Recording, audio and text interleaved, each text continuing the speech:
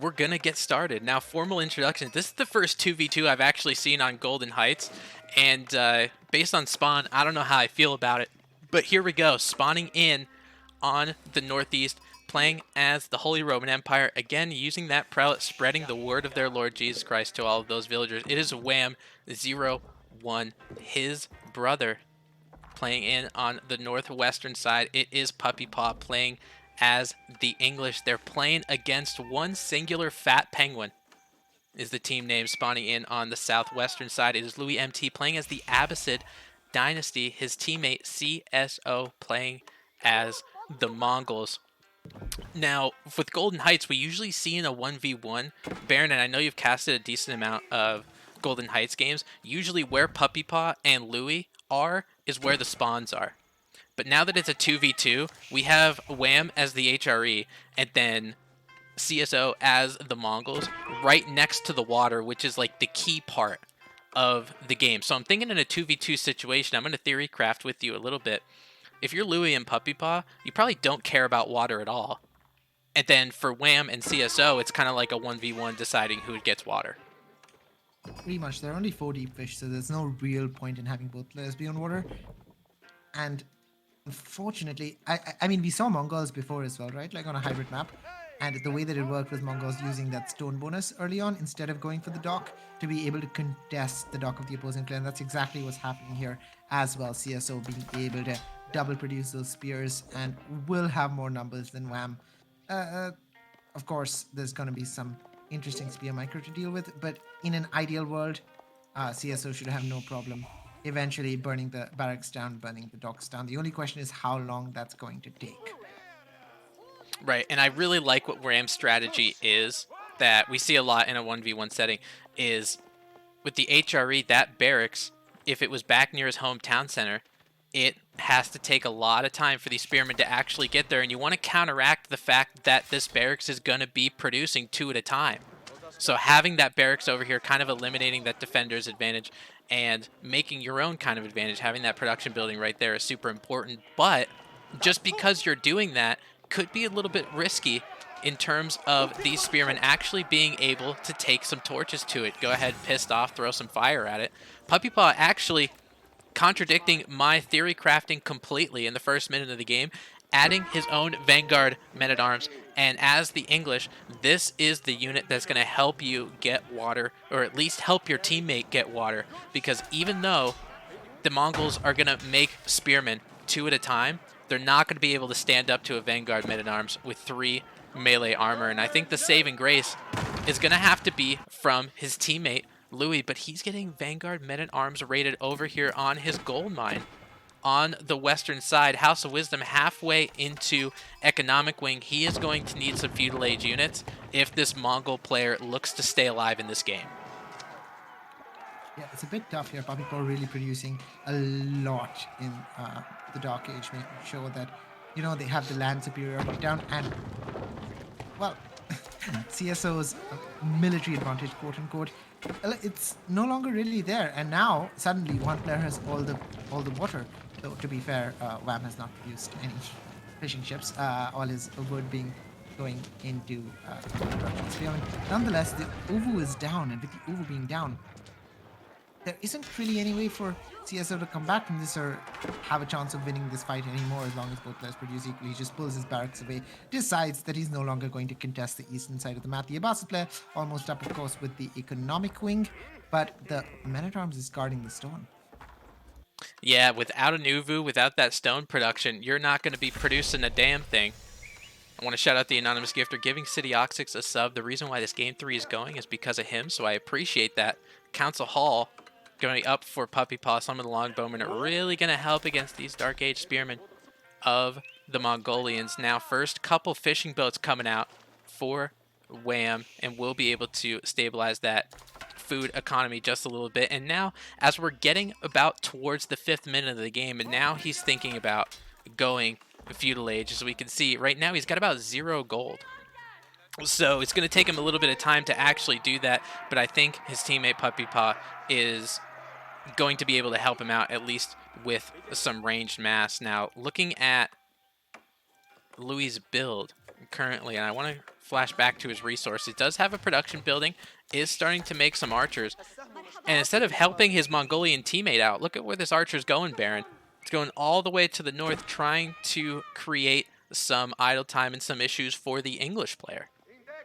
It doesn't make too much sense to me. I mean, it feels wrong somehow to be pushing an English player with archers, and the English player has spear archers, but there's a fight that's going to happen, right? And all of the spearmen are going to be attacking each other. There's really no attempt to micro at all anymore. Some of the weak spears you would imagine would get pulled, but at this point, I guess it's really more about the sort of numbers that they can pull, and CSO is able to find out the, able to claim victory over this area. And the problem is with the number of spearmen, if you pull away, your dock is gone the moment you pull away. And Vam, nowhere near feudal, will not have a sort of ship to defend this, because if he wasn't feudal, one demo would have solved this problem completely. And will just have to watch his dock burn itself down. He can rebuild the dock at the other side, but it's a little shocking that even with his teammates' help, he wasn't able to keep up. Yeah, I mean, he did have just only 2 Vanguard men-at-arms that, just based on how many spearmen are here, I'm going to highlight them so you see. I mean, there's 16 spearmen. Having 2 men-at-arms, it doesn't matter. It's probably not going to help you too much. But Wham going to reestablish a little bit of food economy in the form of seafood all the way to the north, while his teammate on the other side, this wood line, rather forward, right between both the Abbasid and the English starting town center. So villagers getting a decent amount of idle time from Puppy Paw, actually, and we'll be getting that early Men-at-Arms upgrade. I think he's going to continue into Men-at-Arms, which the Abbasid dynasty historically does struggle with. So hope maybe when we get to Feudal Age, it'll be a little bit difficult. Now Wham just starting to go up to Feudal Age and going to go with the Aachen Chapel. The good thing about Wham, even though his Feudal Age is a little bit late, the Mongolian Feudal Age going to be a lot later. That Feudal Age landmark hasn't even gone down yet. Villagers firing back at those Abbasid archers, just demonstrating that they too, they're exactly equal to an archer, except they fire slower. The Abbasid do have some answers to Men-at-Arms. They're just a little expensive. They just need camel archers in their usual. No such option being chosen right now, as the spearmen are going to finally be properly chased away. 3 longbow sufficient to completely change the tone of the fight on this side. Men-at-Arms and longbowmen will also clean up stuff on the northern side, but Louis MT has dropped the second town center while all of this is going on, and will be happily booming away. Yeah, and I think if I remember correctly, he did go up with the economic wing. He did get fertile crescents, and if you're an Abbasid Dynasty player, if you're playing while your crescents are unfertile, you're probably going to have a bad time.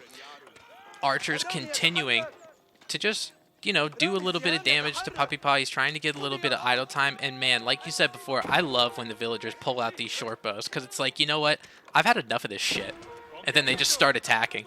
But Deerstones coming up from CSO, right next to his starting town center, and will be going to feudal, just being the last person to do so. Way too late to start to get this dock going, because now Wham, now that he's feudal age, going to be able to get some of those actual military ships like you described previously, just using a galley, being able to take down this villager. And Louis, while I appreciate, as we pan over to the north side, while I appreciate him trying to, get a little bit of idle time, cause Puppy Paw to have a little bit of stress, he's kind of just funneling his military into their death. Yeah, like raiding English players with spears, not the most enterprising of conversations to be having with, your spears. You have to explain to them why they're going on this pointless mission. On the other hand, if you see, Wham's spears are pretty close to doing something kind of scary as well, because all of the gold eco for all of the stone eco for the Mongol player is divided on these 2 stone outposts. The gold as well on this left side, because he had to go here after he was forced off the gold on the north side. Yeah, one might actually be able to knock this outpost down and force CSO off of his gold. Oh, Khan dead. Probably GG in chat. The Mongolian Khan going down. Big raid coming up here from Spearmen of Wham. A lot of these hardened Spearmen, although they're injured, they still got some fight in them. Look at all these villagers going down. Economic count is dipping on a total of both players, 73 to 64, but CSO getting a little bit of his gold rating pants on as well. It looks like those spearmen will go down, however, probably not enough to be able to take that down. The Mongolian outpost will be going down on the south side. And while all of this is happening, the Abbasid player trying to get their boom on.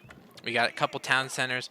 Looks like they're going to stay on 2 town centers, not much in the way of stone, but Wham continuing with that food economy. Obviously not being near castle at this particular juncture, going to continue to make some feudal age units just to try to get a foothold on the map, especially in feudal age, going to be very important, especially on this map on Golden Heights. And does have these leftover spearmen from Dark Age, and man, they have been worth their weight in gold, Baron. They've taken out maybe about 7 or 8 villagers now. Yes, even if they don't actually cost any gold. Puppy Paw finally dropping his second town center. You can say what you like about the idle time, but it definitely slowed Puppy Paw's second town center down a long duration of time. Like, it really struggled. Mangudai coming out now from CSO. A little bit of a strange decision given the nerf makes them very susceptible to both horsemen and armored units, both of which Bam has made. Yeah, that's actually kind of crazy. I don't know if this was a misclick or otherwise, because I only see 2 of them, but remember, movement speed not as high as it was at 1.56 tiles, those horsemen at 1.88, so they'll just be continuing to track them down, and just because of only having that 5 ranged attack, horsemen having 2, it just means those Mangudai are going to get caught up to and going to be killed. Eventually, Louis MT and the Abbasid Dynasty actually trying to get a little cheeky, building the ram over here in feudal age, but it'll end up going down and does get canceled by Louis, so it will get popped into firewood, trying to take down this outpost, even though Wham does have a decent amount of food economy, trying to get a little extra, and there's a reason why, Baron. Burgrave Palace at about 60% done, and you can see where that waypoint's going if you want to follow it. It's going to be going right to that Mongolian town center. Yeah, absolutely.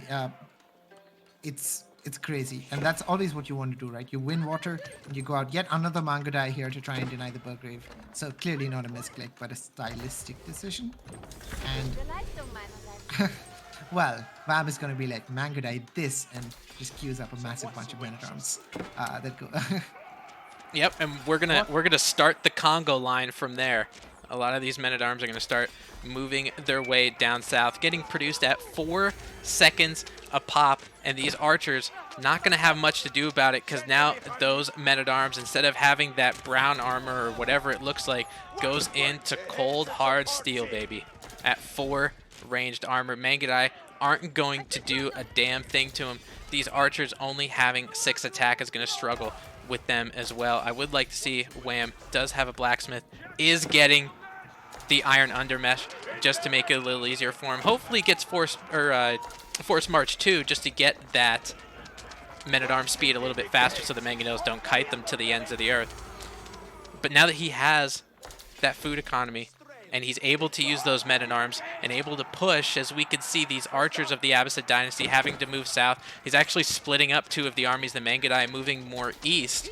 It gives Puppy Paw some time to get his farm transition, as you can see here. You know, so the Burgrave Palace, you might think, yeah, he's going to send some men-at-arms in here and then he's going to end the game or whatever. That's playing checkers. Wham and Puppy Paw are playing chess. They're making sure this economy is underway, because when it gets to that Imperial Age time, if the game goes that far, Puppy Paw is going to be doing very well as the English. Louis MT going to be buffing up that House of Wisdom with the Castle Age, going to be going up with the military wing. And Baron, what do you think about that choice? I mean, I think it makes sense. You do want to be able to measure up to the longbow, but you were talking about the conga line. Look at the orange conga line that Puppy Paw is drawing on the map. Like, he's just sending his military forward. He really contributing to the to the momentum of the Burgrave. Here, Wham is just completely sitting on top, idling 15 villagers in eco, idling the gold, idling the food. And sure, they might not be doing much. You might think, oh, he's throwing units away. But the time it takes for men-at-arms to go down, like, he's costing way more res than that. Just now he killed 2 villagers, that's it, that's more men-at-arms recovered. Idling 14 villagers that could be gathering resources out there. Oh yeah, it's so much, and especially with the English reinforcements, are gonna be helping him I think Wham and Puppy Paw are smelling blood in the water here, and that's exactly what they do. The Mongolian player turned white. The Abbasid player didn't have enough time to boom to get the Castle Age. That water economy paying off for that HRE dock in Dark Age. And that makes it into a Canadian Brothers win and a Team Snake sweep. That's a 3-0 for them, and that's certainly going to boost them in the standings, that's for sure.